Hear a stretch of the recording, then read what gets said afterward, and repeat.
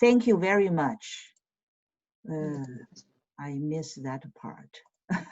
But at least we haven't missing the application part. Okay. Okay, thank you very much. Okay, so so let me just repeat. Okay, so if you want to use local TensorFlow on the Jupyter Notebook, then on my slides, one page, I have a website to tell you how to install locally. Okay, so you just follow that website. Otherwise, you can use Colab. So you Google Colab, and it's Google's, okay? And then it's pretty like our Jupyter Notebook, okay? But then you don't need to worry to install TensorFlow, okay? Otherwise, you need to install TensorFlow. Otherwise, when you want to import it, you won't recognize, is it? So let's first take a look. So the one we just saw, those graphs, is it the nodes and the edges? This is a low-level TensorFlow API. Okay. So in order to use this, you need to import TensorFlow, is it? And if you recall, we have A plus, not A plus B. It's B plus C, is it? B plus C equals A, is it? And here we have not A, we call it D, is it? Here we have E is C plus some constant. Is it constant? Is it? So you can, so in TensorFlow, you can define constant. The value is 2 and give it a name, like tf.constant. Okay, then you give it a name. Is it? So it said it's a TensorFlow constant. Is it? And the TensorFlow variables, how do we define? Okay, it's TensorFlow variable, is it?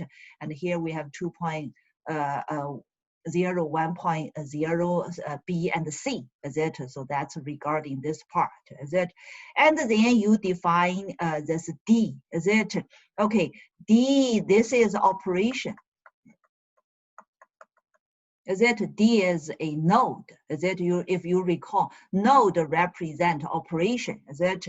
Okay, what is it? It's add B and C, and you give it a name called D, is it? And the E is the same thing, is it? It's addition, okay. And then A, is it? Is over here. It's A equals D plus E, is it? And so you define the variables and the operations, is it? Okay, then, so for TensorFlow to work, you always here, like that, you need to set up variable initialization. So you always need to call global variable initializer, okay? And after that, then we call it in TensorFlow, you start the session. So you always need to do this with tf.session. Is it? And you start this session, is it? And the session first to run the initial, okay, it's initialize variables, is it? And the initialize variables, did you see? And the run plug in with what? With whatever you define here, the global variable initialize, is it? And then you call the session run what? Run whatever the operation you defined, is it? And it will generate the output, is it? And then you can see the output. Okay, you can see output. And the A is operation, but A based on D and E, is it? So internally to self, is it because it's already defined in a graph, is it? So it will take care of the running of the results, is it? So this is the simplest case, okay, lower level, is it? And then you can see the output, is it? So it did find the output, okay? So be careful, okay? What over here we shows is low level TensorFlow API, okay? And of course, you can always do low level, start from the beginning, is it? And next it shows shows another low-level example.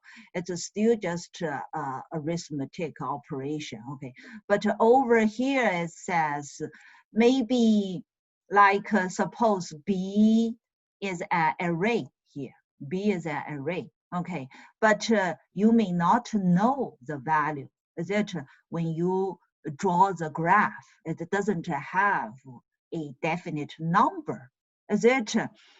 And the value you may feed later, is it? So during declaration, you may not know, is it? Then in this case, what we can do is we can declare some basic structure for the data, okay?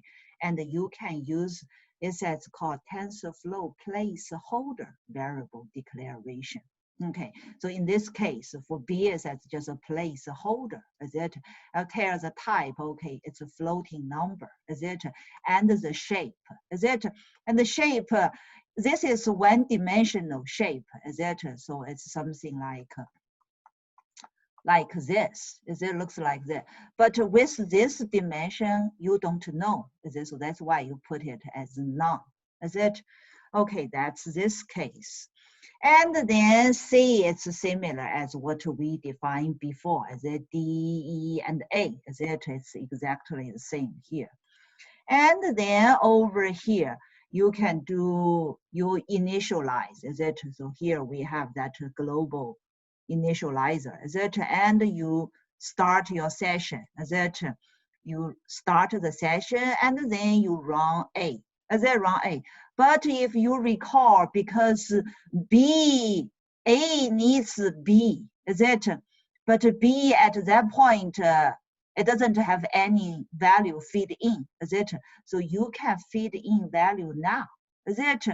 And this is a dictionary that is it feed in. It says, okay, B will be what value? Okay, it will be from this range, is it? And rearranged, is it? Reshaped, is it? And then you can see this time, is it the result? Is it the result is not a single scalar? Is it not a single scalar? So the output is an array. Is it? Is an array. So it has multi-dimension. Is it?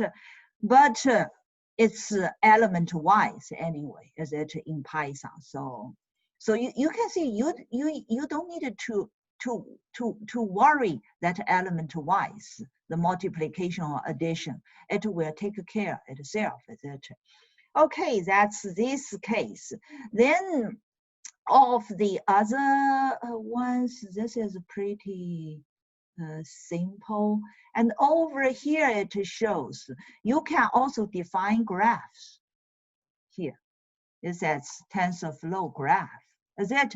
And then you can define the graph, is it? So this is our net input, is it? Net input. Okay, so you can also create a graph here, what it says, is it? And then you can run, is it? Run the graph, is it? So that's about that case. And then next, what we, I'm going to skip because of this just similar, okay, similar as arithmetic operation. Okay, what next one is we are going to show the neural network, okay, the MNIST one, okay, MNIST one. And MNIST I already explained, is it? So over here, okay, with TensorFlow, just like sklearn, is it? TensorFlow also provides the MNIST. Okay, so we can directly use MNIST. Okay, we can import the input data, is it? And then you can read the MNIST data. And here we apply one-hot encoder. And who still remembers what one-hot importer does?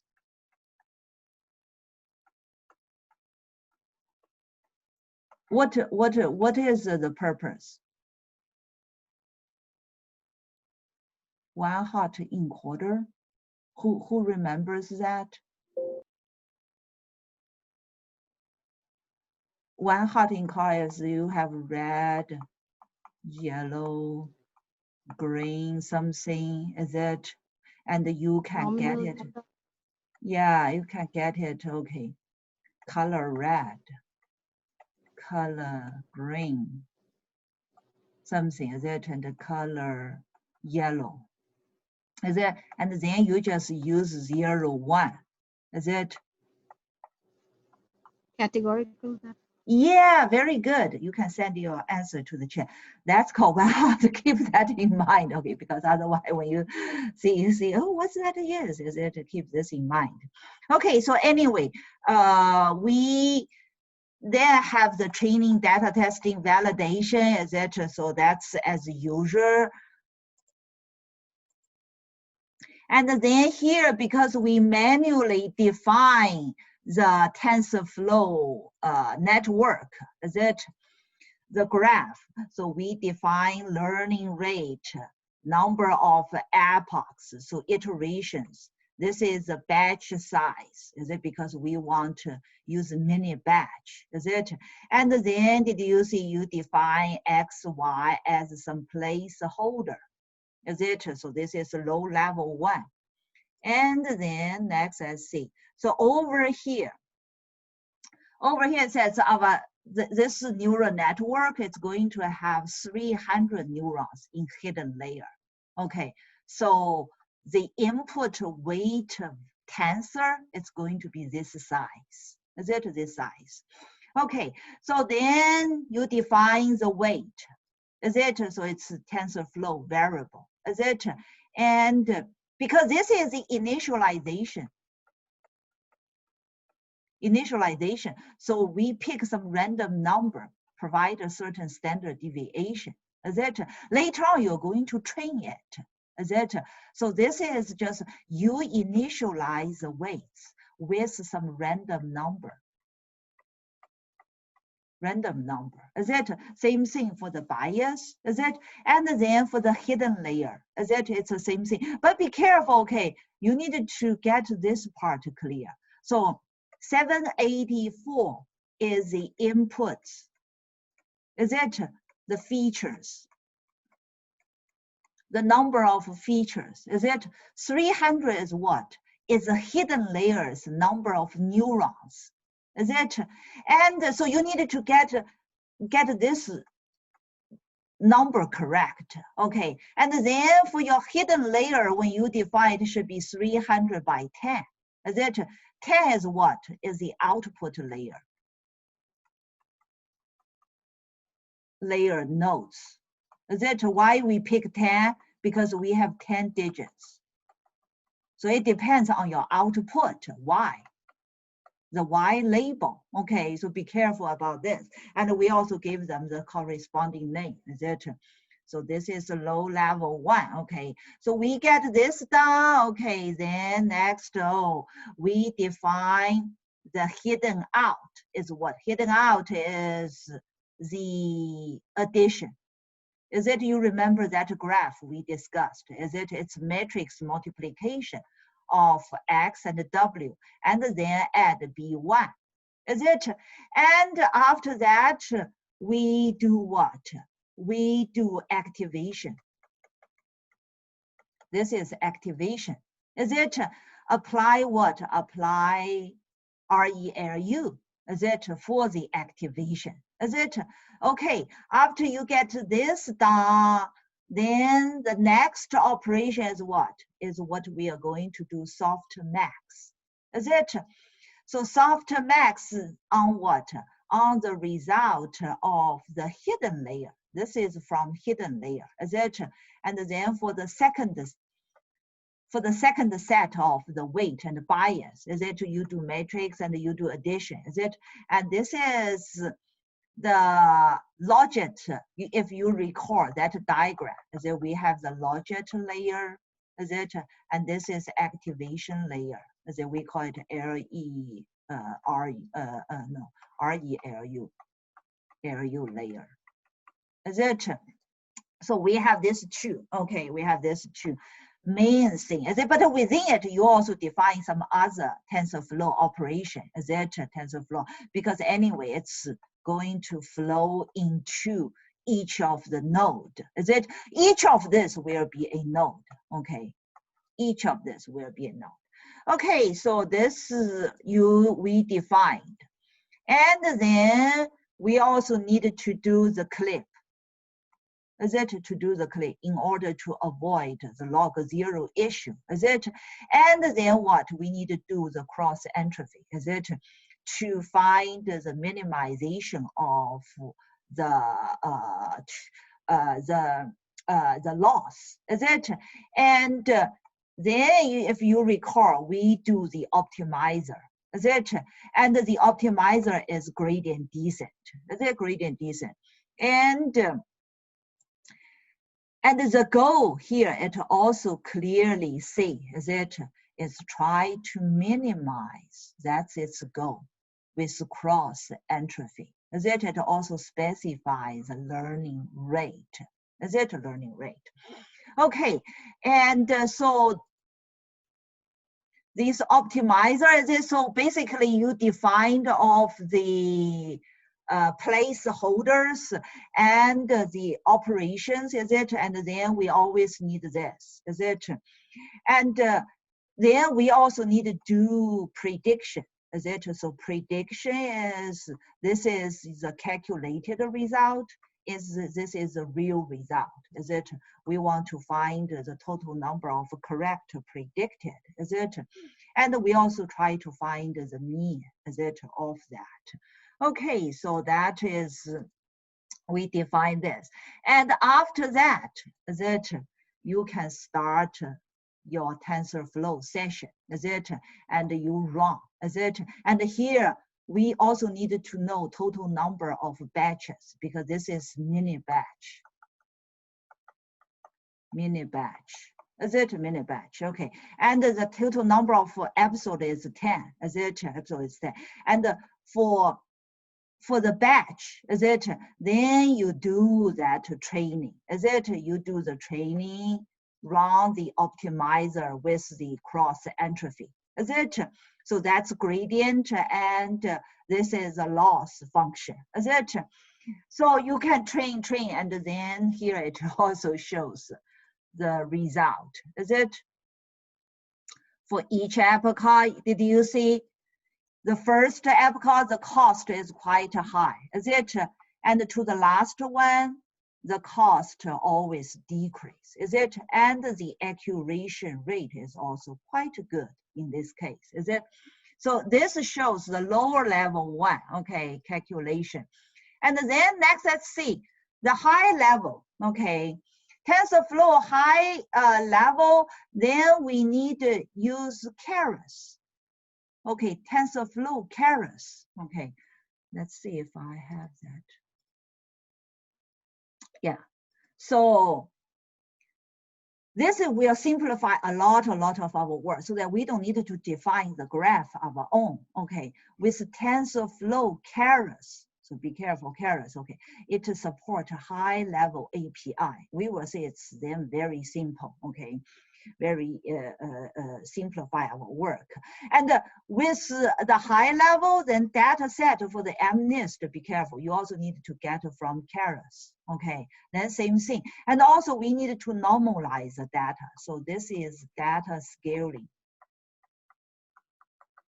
Data scaling, okay, bring the data between 0 and 1, that's always our goal.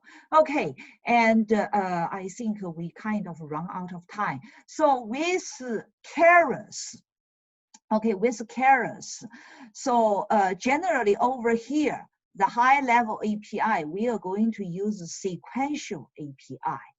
Okay, sequential API is just sequential is just a kind of, you add the first layer and then you add a second layer and the third layer. You just keep adding layer, okay, in a linear manner. Okay, so in our case, as we first want to activation layer, is it, and then we do the softmax layer, is it? So something like, so you just keep adding, then it will take care of everything itself.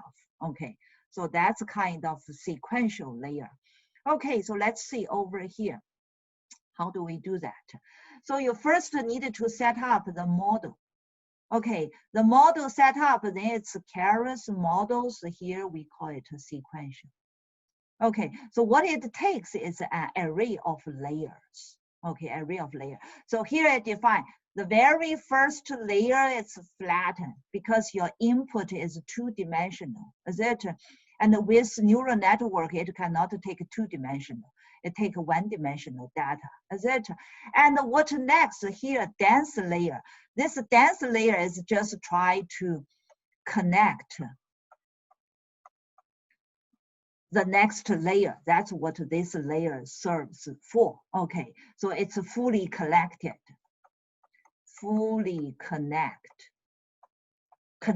to the other layer. And here you specify the number of neurons. So number of nodes. Okay, and you specify the activation function. As here I say, okay, I'm going to use ReLU. Is it? Okay, then the next is dropout. I will come back later. And after that, I'm going to add what? So this is ReLU defined, is it? And then the next will be softmax. Kind of like this, is it softmax? So that's why, okay, the last layer as the output layer, you have 10 nodes. The activation is softmax. Okay, the dropout, the purpose of dropout is to avoid